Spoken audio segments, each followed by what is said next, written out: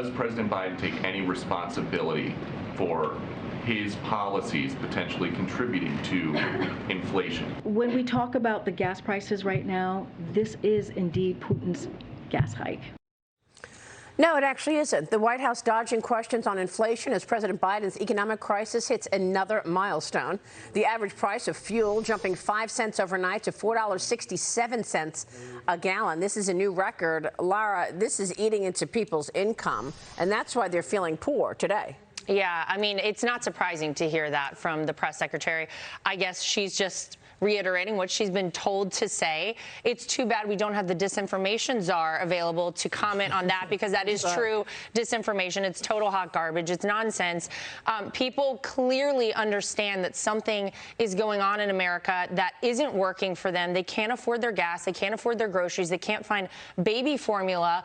And, you know, at a certain point, people are getting frustrated. They're getting fed up. And I think we're going to see a big shift come November as a direct result of these exact policies, of the exact rationale that got us into this place. And you can trace it directly back to Joe Biden and his first decision as president of the United States, which was killing the Keystone XL pipeline, changing our energy policy, no longer making America energy independent. It has caused a disaster just downhill from there. You know, and I would go one step beyond, and I would say it's not just Joe Biden. It's the Democrats. Absolutely. Okay, the Democrats were pushing a plan that was valued at $5 trillion, Sean. They told us it was $3.9 trillion, right, which was misinformation, because we know that there were all those gimmicks in there.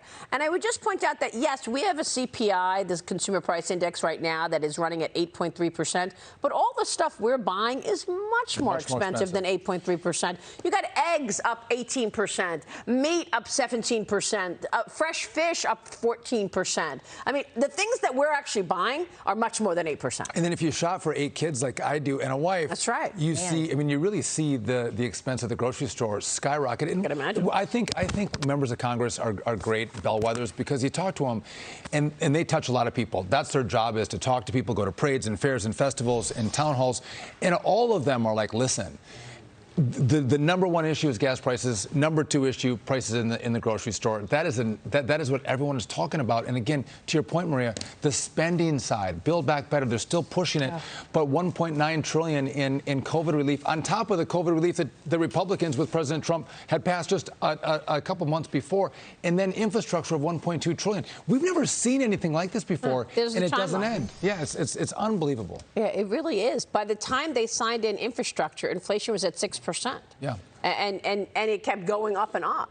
But there's no pivot, right? There's no acknowledgement. Okay, maybe the spending is part of this. Let me pivot to the middle. There's no pivot, and the president wrote an op-ed in our paper this week about his plan to fight inflation, and I think that's what a lot of readers were disappointed in, that they were hoping this was the moment he was going to stop stepping on the supply side of the economy, stop blaming producers, whether it's meat or oil, and start thinking about ways to encourage more production, the creation of more goods and services, and we're not seeing the pivot. We're seeing more efforts to keep the spending going. And you go back to that $1.9 trillion in March of 2021.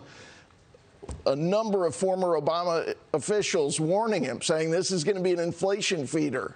We don't need this. A huge amount of money has been pushed into the system, and he and Janet Yellen and the team ignored it, and we're paying the price now. Yeah, you're right. And I think that longer term, people are wondering where this is going. Okay, so now we have this inflation problem. Are layoffs next? Because we're going to get into a story coming up in the show about technology companies are now laying off at the pace that we saw in 2020. Yeah, I still don't think we're doomed. I think if Joe Biden does what he should have done from day one, the Seinfeld strategy, do nothing, get out of the way, this will work out.